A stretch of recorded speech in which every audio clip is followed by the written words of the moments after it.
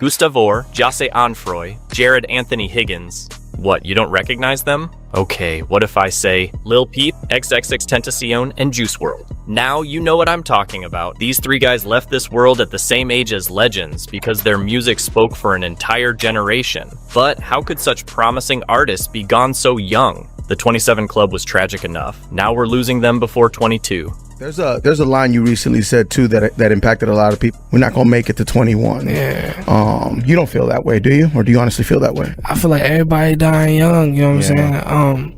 Not foreshadowing anything or wishing that upon myself. I know. Lil Peep.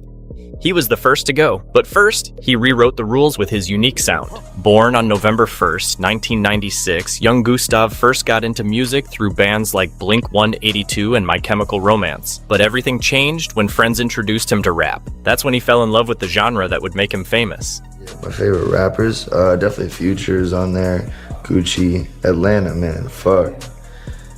Atlanta. You know? That's when he discovered music could channel all his emotions. As his sound evolved, so did his appearance. Getting tattoos, experimenting with hair colors, completely transforming his style. First one I got is this big one right here. It's my mom's birthday, her initials, so that she wouldn't get mad at me because it was my first tattoo when I was 14. He recorded his first tracks straight from his bedroom, even asking his girlfriend to help film the music videos. A humble beginning under the name Trap Goose. The path he was on didn't sit well with Emma's parents. It strained their relationship, leading them to eventually break up. We're right here. Atlanta! I'll be back in the morning. Star Shopping, in my opinion, his best song, was created by that pain. That song is an anthem about being not enough. Yeah, he talks about changing. But hey, does that really matter? The world doesn't stop for broken people. He was convinced he doesn't deserve anyone's patience, because deep down, he felt worthless. Everyone's seen me cry. I've seen Peep cry before. I always cry. Trap Goose? Gone. Gus was done with that. It was Lil Peep now. The name Lil Peep is because my mom calls me Peep. She's been calling me Peep forever. Okay. Peep got invited to join Schema Posse, home to artists like Craig Zen and Ghostmane. It was during this time that he dropped another major hit, Beamer Boy, cementing his rising status in the scene. You can't even drive a Beamer if you got one, so he's like, you know what, I'm gonna get in the car right now, I'm gonna show you guys. He like pulls out and he starts like driving it, and it was like some student driver shit, like he's just like, just like stopping and everything.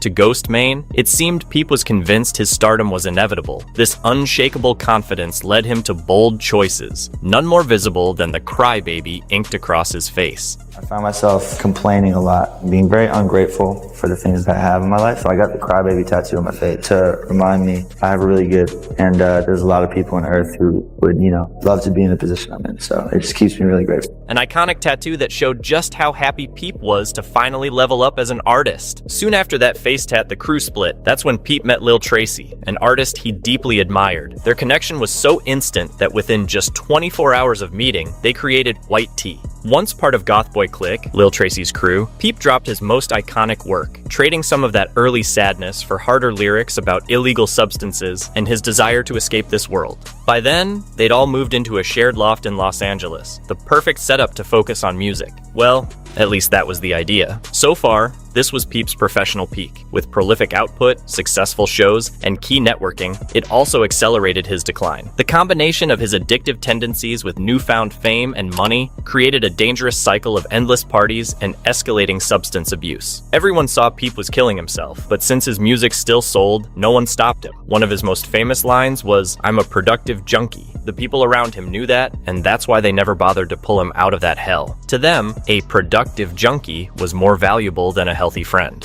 My favorite drugs?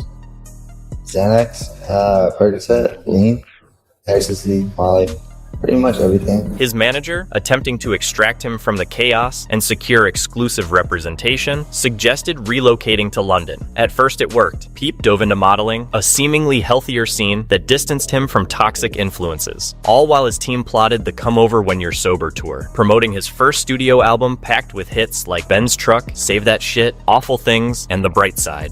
He insisted on bringing his friends on tour. While this showed Peep's loyalty, it also proved his self-destructive cycle had no end. Or maybe it did have an end after all. The worst possible one, death. A popular YouTube star and emerging rapper Lil Peep died last night right before he was set to perform in Tucson. Only 2 shows remained, but tragedy cut the tour short. On November 15th, 2017, Peep was seen on the tour bus he shared with friends and crew, seemingly asleep, or so they thought. But as hours passed and he remained motionless, they tried to wake him, only to discover he wasn't breathing. Frantic calls for help were made, but it was already too late. The pills that killed him weren't what he thought. No one told him the Xanax was spiked with fentanyl. Peep had no idea. The person who supplied him never warned him the pills were laced. Such a talented fucking dude, and he was gonna fucking change music for fucking ever, and it sucks, dude. It sucks. XXXTENTACION. This iconic artist was born on January 23rd, 1998. His childhood? Well, a teenage mother, a father behind bars for illegal weapons. He was born in a place where stability was a foreign word. For years, he idolized his mom for weathering the storm alone, until the storm won. He was 9 years old when poverty forced her hand, so she decided to send him to his grandmother's house. Little X loved his mom, but that love turned into rage. My mom is mean. My mom's probably the only girl that could beat me up. Really? Yeah. X couldn't just sit back and accept what felt like abandonment, so he started causing chaos wherever he went. He got kicked out of several schools, but deep down it wasn't about rebellion. He just wanted his mom to notice him. I remember I used to beat niggas at school type shit just to like hear my mom yell at me or talk to me. What, just because you wanted some attention Just from her? I wanted some attention. As the years went by, X kept holding on to a deep, burning anger. His mom was still absent, and his father... What's that? What's a father? He felt alone, unseen, unheard. That's when he made a choice, to drop out of school and chase the only thing that made him feel alive, music. It wasn't just a dream. It was his escape, his purpose. I just knew, like I said, I was already depressed, so I would go to school, go to sleep. It wasn't mentally doing anything for me. Like, anything that took away the freedom of my mental, or took away that made my thoughts conform, I found irrelevant, and I felt like it would not benefit me at all, nor has it. He drew inspiration from all kinds of music. He listened to everything, from rock bands to old school rap. That's actually how he started rapping, by studying the legends. Because to him, the best way to learn was to learn from the greats. When you learn how the old heads used to do it, right, you only work from there. That's what niggas need to realize. Niggas trying to rap like Keith, niggas trying to rap like Uzi. Right. You can't start from there if you didn't start from that boom bap shit, because literally every rapper does. So you think it's better to learn how to rap technical or old school or whatever, Exactly, and then because be able to find your flow. style? I wrote this song called Newsflash. Was my absolute first song, absolute probably best song as far as storytelling. My bitches like Rihanna, better yet Beyonce, had to take the top off, gunshots I pop off. After years of dropping tracks that would later become classics in his catalog, X finally released Look at Me. In December 2015, originally dropped on SoundCloud by Rojas, one of the producers, this song didn't blow up right away. It was a sleeper hit, a track that quietly existed, until it suddenly went viral. By January 2017, it was everywhere, and the world finally started paying attention to him. Funny thing is, while Look at Me was blowing up everywhere, X was in jail. The whole world was chanting his lyrics, and he had no idea how big the wave was getting. Later, he'd admit that the hype that built up while he was locked up, it only made his comeback even louder. X was smart. He knew he had to ride the momentum, so he started doing interviews, and he didn't hold anything back. XXXTENTACION. So what do you want me to call you? X or Young Dagger Dick. You want me to call you Young Dagger Dick? Dagger Dick.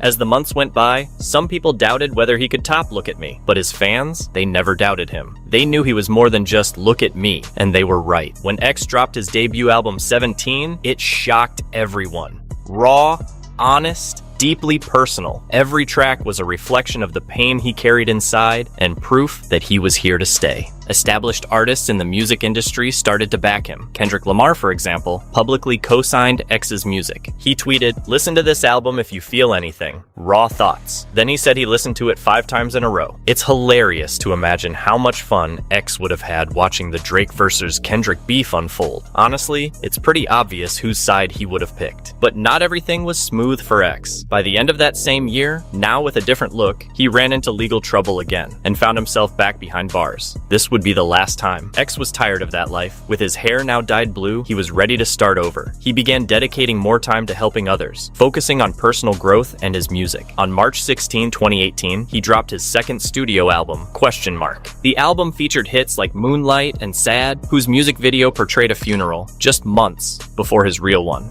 XXXTENTACION is dead following a shooting in Florida. The rapper XXXTENTACION has been shot, apparently targeted while shopping for a motorcycle. Up-and-coming rapper is shot dead. 20-year-old XXXTENTACION killed in an apparent robbery. This happened on June 18, 2018. Despite his constant paranoia, X decided to go buy a motorcycle, carrying thousands of dollars in cash. Security cameras captured the suspects watching him closely. As he left the dealership, they ambushed him. They demanded he step out of the car and hand over the money. X refused, and then it happened. The men responsible, Dedrick Williams, Michael Boatwright, and Trayvon Newsom, were later sentenced to life in prison without the possibility of parole.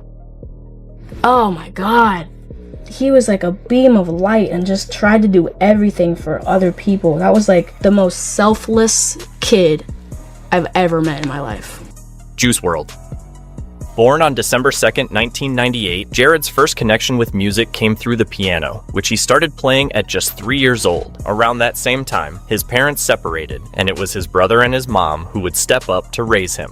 She's like been my biggest supporter and cheerleader since birth. I love her to death for that. I mean, I'm trying to give her the world. That's part of the reason why I'm doing this shit. His mother loved him deeply, but she was very strict. She wouldn't allow him to listen to rap. Because of that, Juwrld explored all kinds of other genres. He grew up listening to everything from the Beatles and Black Sabbath to Fall Out Boy and Skrillex. It's a blessing that I was, as a kid, I was looking through all the genres and listening to all the shit I was listening to. Rap would eventually enter his life thanks to his cousin. It was at his cousin's house that Jared discovered this new world. He loved the songs so much he would memorize them word for word. And whenever he forgot a line, he would just start freestyling. That's how his incredible gift for improvisation was born.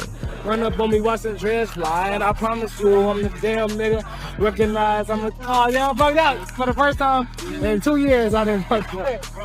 That beat too slow for me. Many of his classmates were blown away by his freestyling skills, and Juwrld knew just how good he was. That's why he made the decision to drop out of school and dedicate himself fully to music. Future, Young Thug, and Tyler the Creator were some of his biggest influences when it came to rapping. I listened to Future for the first time when I was in 6th grade. I remember asking my friends, like, you heard of this artist named Future? And they were like, nigga, you mean Odd Future? And I'm like, maybe I'm saying the name wrong. I go back to the crib, I'm like, Odd Future. Some whole different shit from Future, and I end up liking that shit anyways. His first steps as an artist were under the name Juice the Kid. He started making music in a very rough way, recording with his phone, uploading songs to SoundCloud, making videos with the help of his friends, and then uploading them to YouTube. This wasn't a happy time for Juwrld. Not having money for a real studio and not knowing what to do with his life left him feeling lost and deeply sad. Like, I used to have to scramble for money to get like 2 hours at the studio. I was having like relationship troubles at the same time. It felt like my music wasn't going to where I wanted it to go. So it was just like,